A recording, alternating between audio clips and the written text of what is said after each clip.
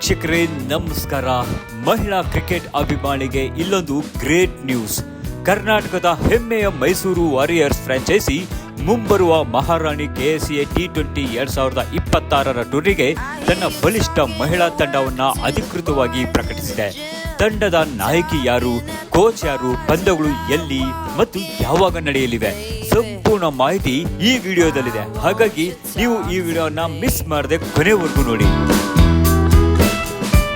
Can't get your tongue when we're talking about what I need.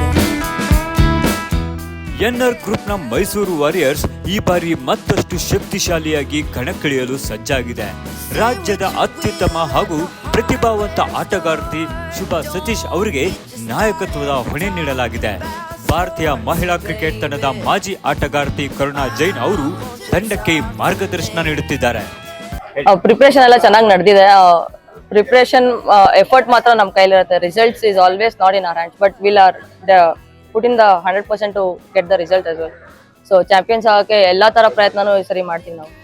ಈ ತಂಡದ ಉದ್ಘಾಟನಾ ಸಮಾರಂಭಕ್ಕೆ ಮತ್ತಷ್ಟು ಕಳೆ ತಂದಿದ್ದು ಭಾರತದ ಮಹಿಳಾ ಅಂಧರ ಕ್ರಿಕೆಟ್ ತಂಡದ ವಿಶ್ವಕಪ್ ವಿಜೇತ ನಾಯಕಿ ದೀಪಿಕಾ ಟಿಸಿ. ಇವರ ಉಪಸ್ಥಿತಿ ರಂಗರಾವ್ ಸ್ಮಾರಕ ವಿಶೇಷ ಚೈತನ್ಯರ ಶಾಲೆಯ ಹಳೆಯ ವಿದ್ಯಾರ್ಥಿನಿಯಾಗಿರುವ ದೀಪಿಕಾ ಅವರು ಮೈಸೂರು ವಾರಿಯರ್ಸ್ ತಂಡಕ್ಕೆ ಶುಭ ಹಾರೈಸಿದ್ದಾರೆ. ಈ ಏನು Indian team blind cricket women's ಟೀಮ್ಗೆ ಕ್ಯಾಪ್ಟನ್ ಆಗಿರೋದು, ಅದು ರಂಗರಾವ್ ಸ್ಕೂಲು ಒಂದು ಆತ್ಮವಿಶ್ವಾಸ ಕೊಟ್ಟಿದ್ದಕ್ಕೆ ಸಾಧ್ಯ ಆಯಿತು. ಅಲ್ಲಿ ತುಂಬ ವೀಕ್ ಆಗಿದ್ದೆ. ಸೊ ನನಗಾಗಲ್ಲ ಅಂತ ಯಾವಾಗಲೂ ಹೇಳ್ತಾ ಇದ್ದೆ.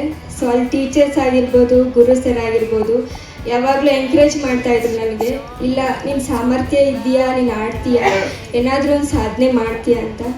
ಸೊ ಆ ಒಂದು ಮಾತುಗಳು ನನಗೆ ಈ ಒಂದು ಮಟ್ಟಕ್ಕೆ ತಗೊಬಂದಿದೆ. ಇನ್ನು ಮಹಾರಾಣಿ ಟ್ರೋಫಿ ಕೆಎಸ್ಎ T20 2ನೇ ಆವೃತ್ತಿಯ ಪಂದ್ಯಾವಳಿಯ ವಿವರಗಳನ್ನು ನೋಡೋದಾದ್ರೆ, ಜುಲೈ 22ರಿಂದ ಆಗಸ್ಟ್ 2ರವರೆಗೆ ಇದೇ ವರ್ಷ ಬೆಂಗಳೂರಿನ ಎಂ ಚಿನ್ನಸ್ವಾಮಿ ಕ್ರೀಡಾಂಗಣದಲ್ಲಿ ನಡೆಯಲಿದೆ. ಈ ಟೂರ್ನಿಯಲ್ಲಿ ಬೆಂಗಳೂರು, ಹುಬ್ಬಳ್ಳಿ, ಗುಲ್ಬರ್ಗ ಮತ್ತು ಮೈಸೂರು ತಂಡಗಳು 4 ಪ್ರಮುಖ ಫ್ರಾಂಚೈಸಿಗಳಾಗಿ ಮೈದಾನದಲ್ಲಿ ಕಾದಾಡಲಿವೆ.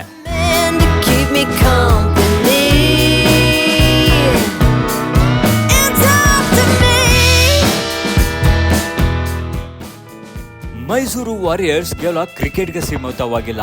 ಸಾಮಾಜಿಕ ಜವಾಬ್ದಾರಿಯ ಭಾಗವಾಗಿ ಕೆರೆಗಳ್ಳಿಯ ಕಸ್ತೂರ್ಬಾ ರಸ್ತೆ ಬಾಲಿಕಾ ವಿದ್ಯಾಲಯಕ್ಕೆ ಕ್ರೀಡಾ ಪರಿಕರಗಳ ನೆರವು ಮುಂದುವರೆಸಿದೆ. ಅಷ್ಟೇ ಅಲ್ಲದೆ ಸೈಕಲ್ ಪ್ಯೂರ್ ಅಗರಬತ್ತಿ ಸಂಸ್ಥೆಯು ಉಷಾ ಕಿರಣ್ ಕಣ್ಣಿನ ಆಸ್ಪತ್ರೆ ಮತ್ತು ಎಬಿಲಿಟಿ ಸ್ಪೋರ್ಟ್ಸ್ ಲೀಗಿಗೆ ತಲಾ 1.5 ಲಕ್ಷಗಳಂತೆ ಒಟ್ಟು 3 ಲಕ್ಷ ಮೌಲ್ಯದ ನೆರವನ್ನ ಹಸ್ತಾಂತರಿಸಿದೆ. ಇನ್ಸ್ಪಿರೇಷನ್ ತುಂಬಾ ಸುಲಭ. ನಮಗೆ ನಮ್ಮ ಮನೆಯಲ್ಲೇ ನಮ್ಮ ದೊಡ್ಡವರಿಂದನೇ ನಮ್ಗೆ ಇನ್ಸ್ಪಿರೇಷನ್ ಬರೋದು. ನಮ್ಮ ಗುರುವರೇ ಆಗ್ಲಿ, ನಮ್ಮ ತಂದೆ ಮೂರ್ತಿಯವರೇ ಆಗ್ಲಿ, ನಮ್ಮ ಚಿಕ್ಕಪ್ಪಂದ್ರೆ ಇರ್ಲಿ, ತುಂಬಾ ಸಮಾಜ ಸೇವೆ ಮಾಡ್ತಾರೆ. ನಾಟ್ ಜಸ್ಟ್ ತಂದೆ ಅವರು ಒಬ್ಬರೇ ಅಲ್ಲ, ನಮ್ಮ ತಾಯಿನೂ ಅಷ್ಟೇ, ದೊಡ್ಡಮ್ಮ ಚಿಕ್ಕಮ್ಮಂದ್ರು ಅಷ್ಟೇ. Always believed in giving back to society. ಅವರಿಂದ ನಾವು ನೋಡಿ ಕಲ್ತಿರೋದು.